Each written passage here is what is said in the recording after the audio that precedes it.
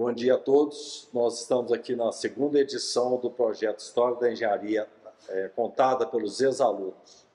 O nosso convidado de hoje é o engenheiro metalurgista Otto Levi, que nos dá muito prazer, viu, Otto? Agradecemos a sua presença. Eu conto com a participação e o apoio da Consuelo, nossa ex-aluna, colega engenheira civil, e do colega Lázaro Borges, também engenheiro mecânico. Então, nesse momento, eu também aproveito para agradecer ao CREA-MG o apoio dado nesse projeto, através de um chamamento público. Agradecer toda a equipe de apoio, Marília, Yuri, Shirley e todos os demais que contribuem com esse projeto. Otto, mais uma vez, é um prazer recebê-lo aqui, na Associação de Ex-Alunos. Não sei se é do seu conhecimento, aqui nós estamos no Centro da Memória da Engenharia, na Rua da Bahia 52, e nós temos aqui a Associação de Ex-Alunos, ela é gestora do Centro de Memória da Engenharia. E aqui tem muito trabalho e contamos com a sua participação e colaboração. Seja bem-vindo. Otto, esse projeto ele foi iniciado através de uma percepção de que o que importa para nós como ex-alunos é as narrativas, a nossa história, toda a nossa trajetória, desde o que nos levou a fazer engenharia, como também todo o processo na escola e também o desempenho profissional no mercado. E com isso nós temos colhido bons resultados, nós temos um site que está sendo atualizado também com o apoio do CREA-MG e nós estamos registrando essas entrevistas, colocando a público através de redes e através do site. Então essas entrevistas estão sendo gravadas, pretendemos futuramente editar as entrevistas através de uma edição física e digital também. Bom, nós queremos conhecer um pouco de você, sobre a sua história, do jovem Otto, se você é de Belo Horizonte, você veio para Belo Horizonte, como é que foi a sua trajetória estudantil, as suas percepções como jovem, o que te trouxe a engenharia. Estamos te escutando com prazer. Bom, Bernardo, Lázaro, Consuelo, prazer estar aqui, quero parabenizar vocês aí pelo projeto. Parabenizar o CREA por estar apoiando esse projeto, eu acho muito importante. Acho que um país sem história é um país sem memória, né? Então isso é muito importante. Bom, eu sou natural de Belo Horizonte, mas na verdade eu morei em Belo Horizonte até os 8 anos. E dos 8 aos 18, eu fui morar em Uberaba. Então, na verdade, eu fiz o primeiro grau e o segundo grau em Uberaba. E eu sempre fui um bom estudante. E eu acho que eu acabei indo para a engenharia porque eu sempre tive uma facilidade muito grande com matemática, né? Então, assim, na hora de escolher a carreira, aí eu também tinha uma aversão muito grande com sangue. Então, eu não sabia o que fazer. Eu ficava na dúvida. E você sabe que na minha época, os pais eram mais, vamos dizer, incisivos na definição das carreiras. Aí meu pai e minha mãe, nós somos muito bons de matemática, vai fazer engenharia. E aí eu acabei escolhendo engenharia metalúrgica, porque tinha a ver com a história do Estado também, né? Então, Minas, metalurgia, então, por isso que eu escolhi fazer engenharia metalúrgica.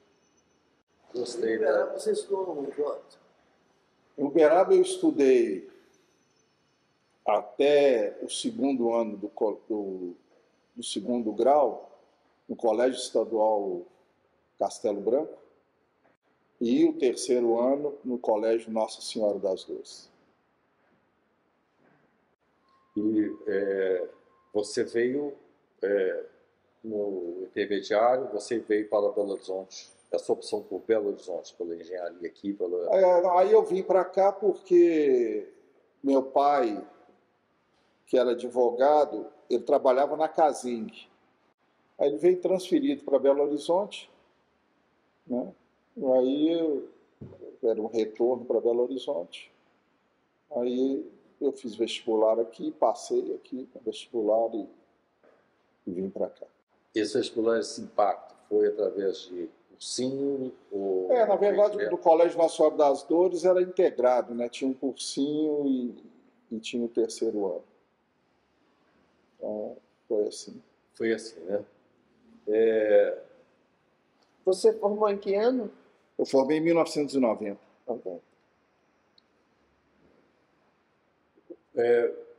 Sobre a questão estudantil, suas lembranças como o protocolo institucional, a entrada na escola, o nível de exigências que era distinto do atual. Hoje, realmente, o padrão é outro, né? Nós tínhamos o ISEX, o curso básico, os 3 anos aqui.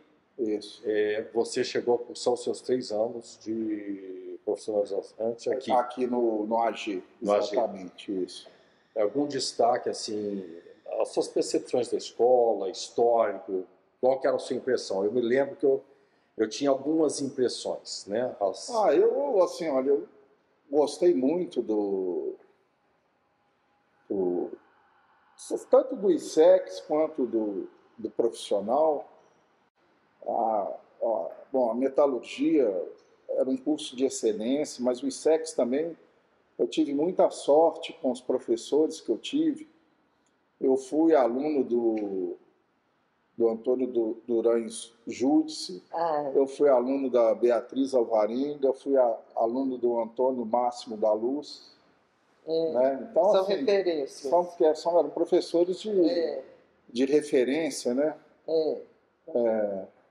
Eu fui aluno na metalurgia. Metalurgia só tinha fera, né? Mas assim, eu fui aluno do Vicente Falcone, fui aluno do professor Godoy. Né? Então, assim, do Rubens Correia da Silveira. Né? Então, assim, de todos na metalurgia. Né? Então, assim, foi algo assim realmente que...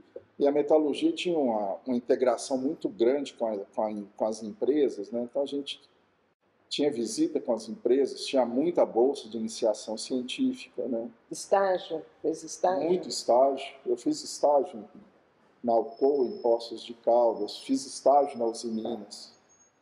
Né? Então, assim, tinha uma integração muito grande. Também a gente tinha muito contato, tinha um curso de pós-graduação muito grande, né? Na metalurgia, e tinha muita gente de empresas, né? Eu participei do Grêmio Minero Metalúrgico Luiz Enche, eu era diretor de esportes lá, a gente promovia torneio de futebol. Eu me lembro do Grêmio. Quintandar, exatamente, do AG. E aí o pessoal da pós-graduação participava também dos torneios de futebol. Então a gente tinha uma integração muito grande. Assim, aqui no curso de profissional, sim, os destaques na área técnica, laboratórios, o que você tem a dizer dos laboratórios? Mesmo porque o aluno sempre tinha uma tendência em uma área de concentração específica, né? Sim. Você tinha alguma opção já? Porque depois houve uma mudança nessa trajetória sua, nós vamos falar sobre ela. Isso. Né? Mas aqui, especificamente, quando você fez o curso, você tinha uma tendência em alguma área específica? Você mesmo falou, Minas com a questão dos metais. Assim, eu gostava muito de metalurgia física, né? Eu fiz 2 anos de iniciação científica com a professora Cristina Godoy, e eu pretendia trabalhar na área de conformação mecânica, né? Mas, ao mesmo tempo, quer dizer, até 89 o mercado estava ótimo. Mas, se você lembrar, em 1990, o Collor assumiu, em março de 1990, e ele rapidamente abriu o mercado e instalou uma crise brutal no país. Eu tive uma sorte que, na verdade, antes da gente formar, 1 ano antes, a Alcoa, que eu jamais imaginava, porque eu estava focado aqui em Minas, sempre ferro e aço. Né? Alcoa não, Alcan. abrir um processo seletivo de trainee um ano antes da gente formar. E eu acabei passando no processo seletivo da Alcan. E alumínio. E aqui era alumínio. E eu fui selecionado. E aí, enquanto eu ainda estudava, eu ia e voltava nas partes da tarde para Ouro Preto. E eu fui trabalhar em Salvador. Apesar da crise, porque quando o Collor abriu o mercado, né, antes do mercado brasileiro era fechado, então não existia essa questão de preço internacional. O preço no Brasil era diferente do preço internacional. Então, o preço interno do alumínio era $4.000 a tonelada. Quando abriu o preço caiu de $4.000 para $1.800. Você imagina que se instalou a crise. A queda muito grande. É uma queda Muito grande. brutal. Que foi meu primeiro emprego. E você permaneceu na Alcan por muito tempo nessa área? Fiquei 2 anos na Alcan. Você sabe que os alunos da metodologia, eu tenho um saudoso irmão que fez Minas e Metodologia quando os 2 cursos eram juntos. Sim. E o mercado, assim, eles buscavam os alunos dentro da escola de engenharia. As turmas eram pequenas e faltavam engenheiros metodologistas de mineração no passado. Depois, essas turmas foram crescendo, porque o mercado foi demandando. Verdade. Depois elas reduziram de novo. Então eram poucos alunos, né, da metodologia, mesmo porque separaram as turmas. Muitas disciplinas eram dadas em separados já. O curso antes era junto, depois separaram os cursos, mas algumas matérias eram cursadas junto. Você era da turma ainda cheia, né? Que tinham mais alunos. E depois houve um declínio realmente. As turmas diminuíram novamente, Otto. Depois elas começaram a aumentar novamente, né? Qual que é a sua opinião sobre isso? Sobre a questão do mercado regulando a interferência do mercado na escola e quando ela sobrepõe ao interesse individual. Eu quero fazer metodologia. Então, muitos deixaram de optar pela metodologia e pela mineração em função da crise, muito mais da metodologia. As turmas chegavam a 5, 6 alunos, para você ter uma ideia. Na minha época, tinha, somando Minas e Metalurgia, na verdade era por semestre, né? Se formou 19 pessoas, né? Somando Minas e Metalurgia no semestre. Já são turmas de 90? Já eram turmas pequenas, né?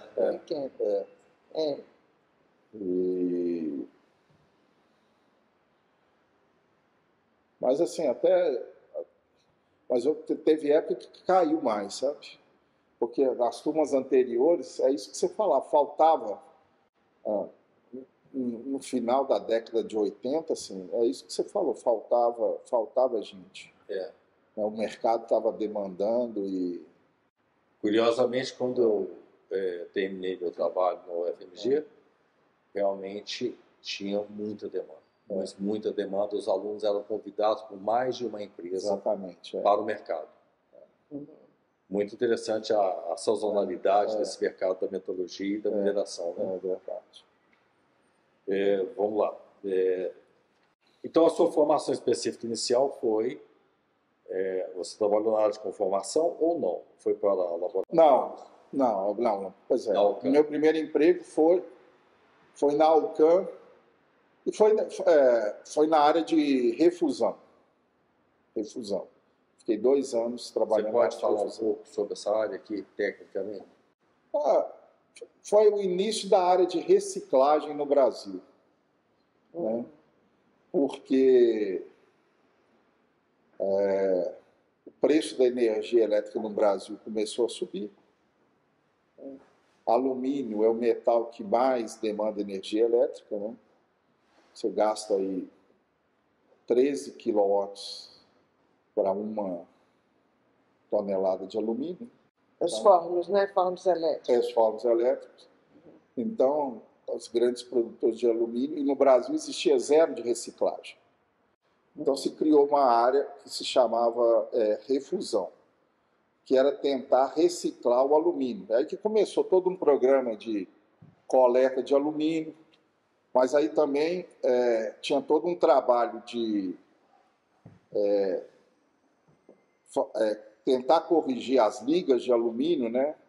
Metalurgia de panela. Né? Que você tinha que analisar e corrigir a liga. Né? Obviamente tinha que misturar um pouco de alumínio puro. Então esse era o trabalho da refusão. Né? Cada produto tinha uma determinada especificação, porque o alumínio, quer dizer, você tinha o alumínio que era usado aí popularmente para as esquadrias, né, que era uma especificação. Tinha um alumínio que era usado para latinha e o outro que é para folhas de papel, né? Papel de alumínio. Então são especificações completamente diferentes, nível de liga completamente diferente. Então a refusão era isso. Né? E eu fiquei lá 2 anos na área de processo. Né? Aí depois disso, aí eu recebi um convite já para ser gerente. Também na área de processo e qualidade, foi quando começou a chegar as normas ISO 9000, numa empresa de gusa, em Itaúna. Gusa de baixo fósforo. Eu fui trabalhar com o Rubens Corrêa da Silveira. Mas aí realmente era gusa de baixíssimo fósforo. Ele tinha... para uma empresa de gusa, né, a carvão vegetal, porque você sabe que carvão vegetal coloca fósforo no gusa, mas ele tinha desenvolvido um processo usando carbureto de cálcio, sucata moída, para baixar o fósforo. Então, eu era controle de processo, e aí a gente também mexeu com certificação ISO, foi a primeira empresa de gusa aqui da América do Sul a ser certificada. Né? Essa trajetória sua, você pode prosseguir com essa trajetória, porque tem mais histórias aí, até nós chegarmos onde você teve uma mudança nessa performance, tendendo a uma gestão. Isso, né? Então vamos lá. Você pode falar um pouco mais a partir de Itaúna, tem mais trajetórias. Isso, Então, aí foi em Itaúna, e aí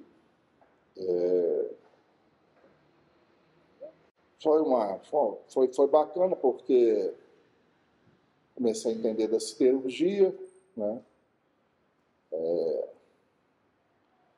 Vamos dizer, da produção de ferro mesmo, né? Que é a tradição aqui de Minas, e também a entender de gestão, né? Que começou com a ISO 9000 e até conseguir a certificação. Né? Aí eu fiquei lá, pensar aqui. Você morou em Itaúna? Morei em Itaúna. Fiquei lá quase 4 anos. E aí, assim, eu tinha aprendido bastante.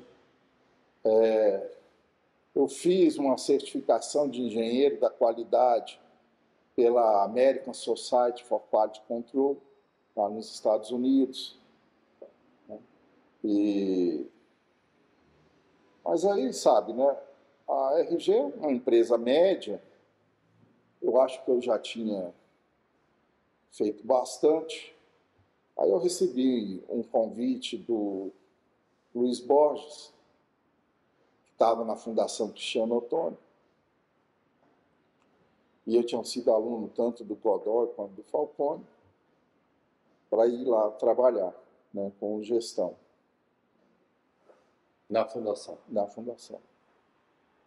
E aí eu fui. Aí já veio para Belo Horizonte. Aí eu vim para Belo Horizonte, exatamente. Esse período que você veio para a fundação foi em que ano? Foi final de 95. É curioso, Otto, porque a intenção existe, Mas o mercado é diferente. Então o mercado leva a gente. Exatamente, totalmente. Né? Você tem um foco, eu quero atuar em tal área, mas às vezes o mercado te leva para outra. Exatamente. E você acaba se adaptando nessa flexibilização da engenharia pela diversidade. É incrível. Eu tinha uma intenção inicialmente de ficar em outra totalmente diferente e gostei. Então essa diversidade, eu gostaria muito que você falasse a partir dessa experiência. Agora que você falou, isso é interessante, é o seguinte, porque quando a gente forma, né, eu fui para a Alcan, e eu estava na Alcan, no começo, assim, e assim, só à medida que a gente vai trabalhando e vai tendo contato com o mundo externo, que você vai aprendendo também, né? Porque eu recebi um convite para trabalhar da McKinsey, mas eu não conhecia, eu não sabia o que era McKinsey, sabe? Aí eu fui, não sei se o pessoal conhece, mas eu fui lá, fui fazer o teste na McKinsey. Os testes da McKinsey fazem tudo num dia só. Aquelas entrevistas malucas, né? Os caras perguntam, quantos potes de margarina são vendidos no Brasil? Aí você responde lá, no fundo eles querem saber o seu raciocínio, a lógica, né? E tal, não sei o quê. Bom, eu fiz lá o teste na McKinsey, aí no final o cara me faz uma proposta. E eu recusei, porque eu falei com ele assim, não, eu formei em engenharia, estudei 5 anos, eu quero trabalhar com engenharia, eu quero trabalhar com isso. Aí 5 anos depois, eu aceito trabalhar na Fundação Cristiano Ottoni, que tem tudo a ver, mais tarde, com o que a McKinsey fazia, mas só que eu não sabia o que era a McKinsey. Então, acho que é importante, e eu acho que hoje, com a internet, as pessoas têm mais informação, porque é importante dizer, né? Na época que eu formei, não tinha internet, não né? Tinha. Então, assim, eu não sabia o que era McKinsey, o que não era, né? Acesso à informação realmente era uma outra época, né? Se eu falar 1990 para 2022, é completamente diferente, né? São 30 e tantos. 32 anos, mas que as coisas mudaram completamente, né? Então, os avanços tecnológicos mudou incríveis. Mudou muito. Então, e aí na fundação, fala um pouco mais que eu estou curioso. Você ficou quanto tempo na fundação? Na fundação eu fiquei 13 anos. 13 anos? 13 anos. Então foi de 95 até 2008. 2008. É verdade. A fundação, que o Estadão, a fundação foi revolucionária. Foi, sem dúvida. Nacionalmente, né? Nacionalmente. Projeto nacional. Projeto nacional. Uma grande inserção. E até projetos no exterior, né, que eu participei. Exatamente, projetos no exterior. E aí, esse legado foi muito contribuinte, demais, né? Uma mudança aí total naquela questão. Então, assim, eu inicialmente comecei com os projetos de ISO 9000, mas eu acho que a própria fundação mudou e ela evoluiu para os projetos de gestão voltados para resultados mesmo financeiros para a empresa, né? Com o tempo. E aí a gente abriu um outro leque de capacidade de contribuir para o resultado da empresa, né? Que às vezes, quando você está só na área técnica, você não vê, tem toda uma área gerencial que complementa isso, né? Que é importante que o engenheiro conheça, né? Então, acho que isso é muito importante. Eu até acho que, pelo menos na minha época na escola, faltava, assim, é importante ter uma cadeira, sabe, de que explique para o engenheiro o demonstrativo de resultado de uma empresa, para que ele consiga entender como que o trabalho técnico dele afeta o lado econômico da empresa, né? Porque as pessoas que tomam as decisões, né, os acionistas, no fundo eles olham o resultado financeiro. Você precisa linkar a parte técnica no demonstrativo financeiro. Então você precisa linkar a linguagem técnica na linguagem do acionista. Porque nós temos aqui, nós tínhamos o curso de engenharia econômica, que a Conselho, inclusive, tem muito a falar sobre isso, né, Conselho? Eu fiz engenharia Então, econômica. esse conhecimento de engenharia econômica foi um despertar dessa demanda. A escola chegou a oferecer, Otto, em uma única disciplina de 75 horas, que foi reduzida para 60 horas, 3 módulos. Um na área de comportamento de pessoal, um na área de pesquisa operacional, que inclusive eu atuei nessa área, e o outro na área de contabilidade e balanço. Exatamente para despertar esse conhecimento de resultados. Mas isso foi amortecido e eles começaram a suprimir, não acharam que isso tinha importância. Gestão e essa parte. E eu concordo com você, porque você tem que ter um fechamento dos resultados, tem que ter uma compreensão dos resultados. Porque o resultado ele não é só da empresa, é do ambiente. O ambiente tem o Estado, tem a geopolítica, tem a demanda internacional. Então, ele é muito sazonal e você tem que ter compreensão para nivelar seus recursos dentro da indústria onde você está atuando. E esse conhecimento realmente parece que foi, mais uma vez, adormecido. Eles inseriram nos cursos pesquisa operacional e suprimiram. Eu acompanhei todo esse processo, a inserção de PO em todos os cursos de engenharia e a subtração curricular desse mesmo conhecimento. Eu concordo com você, isso tem que ser, nós estamos falando de memórias, né? Isso aí tem que ser reativado. Continuando, você depois da fundação, para onde, como é que foi a sua história, a partir da fundação? Então, aí só na fundação, aí eu comecei a atuar em grandes empresas, né? Fora do Brasil também. Eu dei consultoria na Gerdau, nos Estados Unidos, no Canadá, na Ambev, na Europa, e dava consultoria na Magnesita aqui. E aí a Magnesita, que era uma empresa familiar, ela foi vendida em 2007. E o grupo que comprou era um grupo de private equity, né? E o trabalho que eu tinha feito lá para a família, né, era como reduzir o custo lá em X milhões. E aí o grupo de private equity pegou esse relatório que eu tinha feito e me chamou para conversar e falou assim, olha, nós vimos um relatório que você fez aqui de reduzir o custo de tantos milhões, a gente queria que você viesse trabalhar aqui como diretor para implementar o relatório que você escreveu. E aí, em 2008, eu fui implantar como executivo na Magnesita o relatório que eu tinha escrito como consultor. E eles também tinham um plano de internacionalizar a Magnesita, de comprar outras empresas de refratário, né?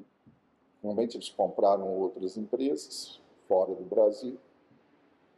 E, obviamente, sabe, toda empresa de private equity tem sempre uma porta de saída, né? Que eles compram, valorizam a empresa e pretendem depois sair. Mas aí na Magnesita... Foi interessante, né? De consultor para diretor. Exatamente. Aí eu pude executar, né, o que estava escrito. E a Magnesita tinha empresas, ela adquiriu empresas na China, na Alemanha, na França, nos Estados Unidos. E eu fiz uma carreira lá na Magnesita, passei pela área comercial, pela área de produção, até chegar como CEO global, né? Então eu era responsável por todas as operações comercial, supply chain da empresa no mundo inteiro. E aí eu fui morar nos Estados Unidos com a minha família. E aí, em 2018, né, o private equity, que era dono da Magnesita, vendeu a Magnesita, que era o plano inicial, que era o plano de saída, para o principal concorrente, né, criando uma grande a maior empresa de refratário do mundo.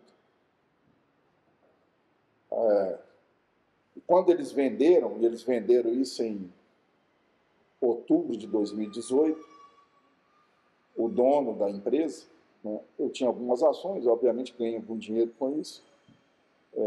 Quando ele me deu a notícia, aí ele falou assim, olha, você pode aí permanecer aí com os novos donos, né, conversa com eles, ou assim, eu tenho uma proposta para te fazer, que falou assim, eu sou amigo, eu estava nos Estados Unidos, eu sou amigo do João Amoedo, isso era outubro de 2018, final de outubro de 2018, aí João Amoedo tinha sido candidato a presidente do Brasil, pelo Partido Novo, e o João Amoedo e tinha sido eleito governador de Minas Gerais, o Romeu Zema. E o Romeu Zema pediu para o João Amoedo, você conhece alguma pessoa que possa ser secretário de planejamento em Minas Gerais? E aí eu dei seu nome. Se você puder pelo menos fazer entrevista com o governador. Aí, se não, fazer entrevista eu faço. Né? Aí eu falei com a minha mulher não queria que eu viesse, né?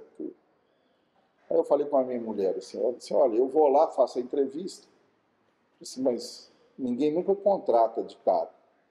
Eu vou lá, faço a entrevista, ele vai pensar, eu volto para os Estados Unidos, ele me liga, se ele me escolher, eu falo não por telefone. Aí eu vim para Minas Gerais, eu ainda estava na Magnesia, marquei o dia que eu ia vir para Minas Gerais, acho que foi dia 16 de novembro, eu vim aqui, aí marquei a entrevista. Eu não conhecia nem João Amoedo, nem Romeu Zema, nem Paulo Brant, nem Matheus Simões. E aí estava todo mundo nessa entrevista. Ó. Né? Romeu Zema eu só conhecia assim, o sotaque, porque eu comemorei em Uberaba, na hora que ele falou, eu reconheci o sotaque da... Era um vizinho, né? É verdade. Quando ele falou, eu falei assim, eu conheço esse sotaque aí, governador, porque eu morei 8 anos em Uberaba, eu não sei. É verdade. É da região. Então, fiquei lá umas 3 horas fazendo entrevista, isso e aquilo, não sei o quê, parará. Quando terminou a entrevista, aí o Matheus Simões falou assim, obrigado por você ter vindo, não sei o que, nós vamos pensar. E aí, assim, qualquer coisa a gente telefona. Tá? Então tá bom, obrigado. Quando estava indo embora, o governador virou para mim e falou assim, não é bem assim, não. Na verdade, por mim você já está escolhido, se você estiver de acordo, a imprensa fica na sala do lado, eu já te anuncio como secretário. Os planos lá dos Estados Unidos da família, imagina. Aí eu fiquei, isso aí é um alternativo e aceitei. E aí por isso que eu vim para cá ser secretário do Romeu Zema. Então foi uma boa... Por quanto tempo esse período? Aí eu fiquei com o governador, bom, se contar com a época de transição, 2 anos e meio. E foi uma excelente contribuição, né? Para nós muito mineiros destaque. foi. E aí você voltou ao mercado? Aí eu voltei ao mercado em maio de 2021. Assim que fechou o acordo com a Vale,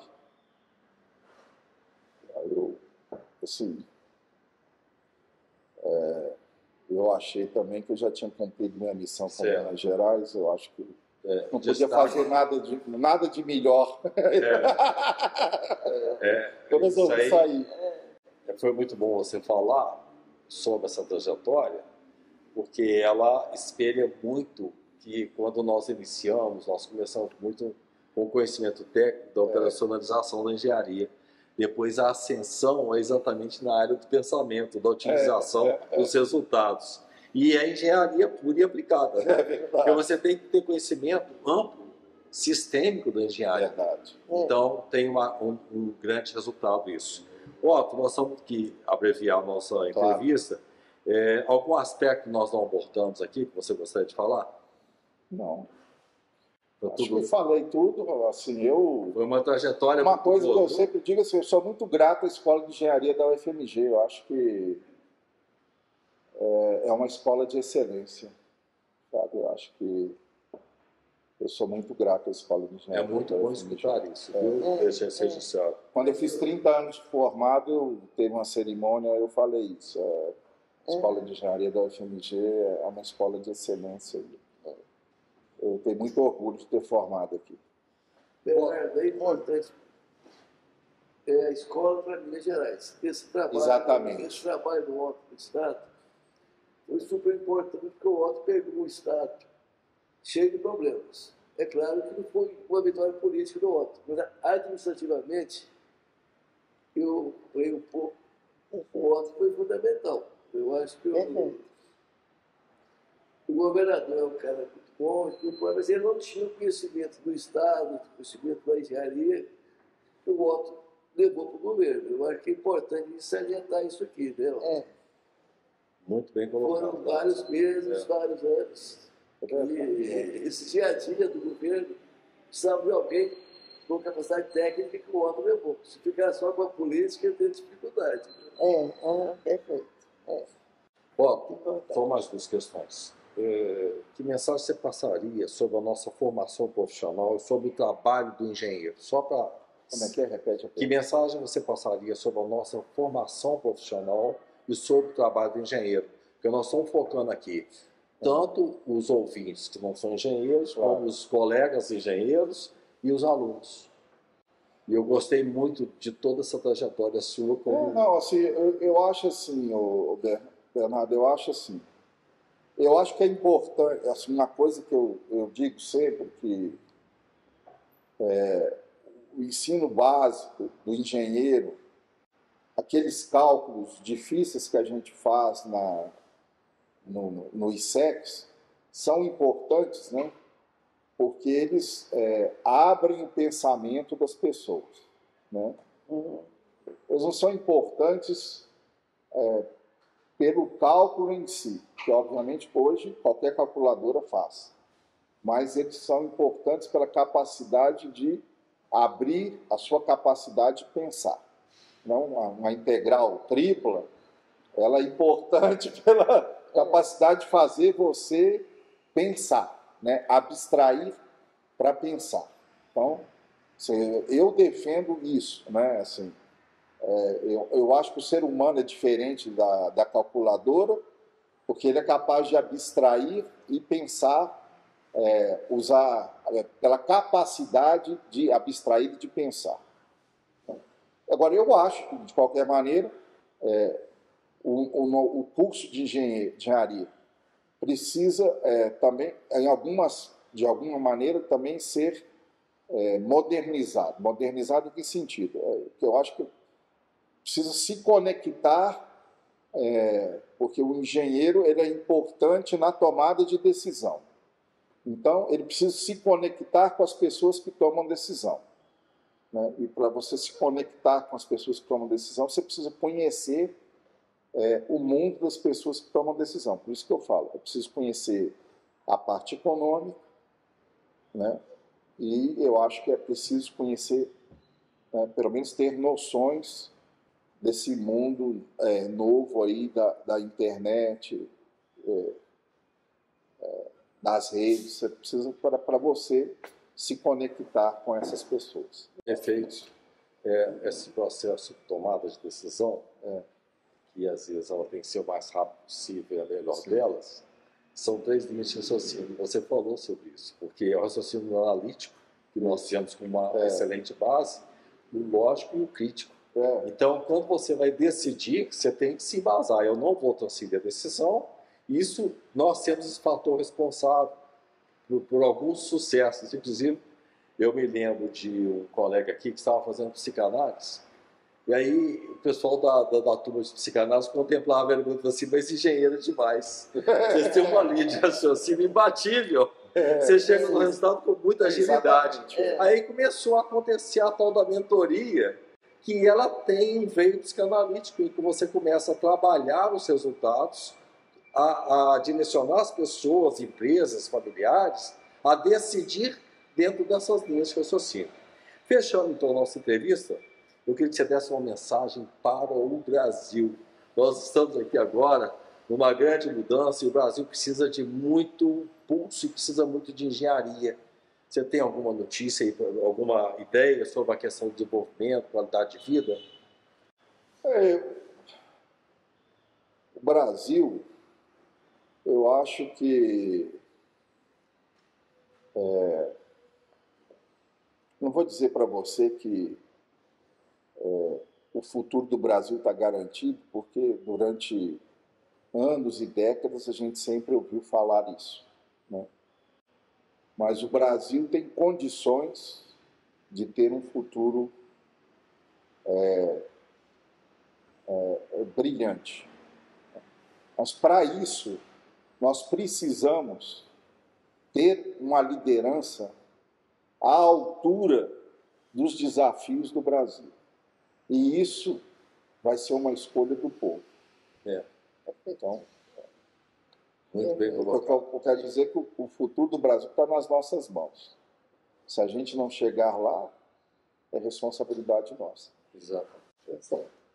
Ó, muito boa a nossa conversa. Parabéns pela rica trajetória. Né? Maravilha. Eu quero parabenizá-lo, agradecer mais uma vez em nome da associação, em nome seu também, porque você é a partir de então, você é associado. Isso, me manda um negócio. Como você sabia? Pode me mandar lá. Quero contribuir. Gostei muito disso. Precisa ter você é sempre bem-vindo. É muito bom a presença do Otto. Quero te parabenizar de escolher o foi ótimo. Ótimo. Tá bom. Agradeço. Muito obrigado pelo apoio, viu? Seja sempre bem-vindo. Obrigado.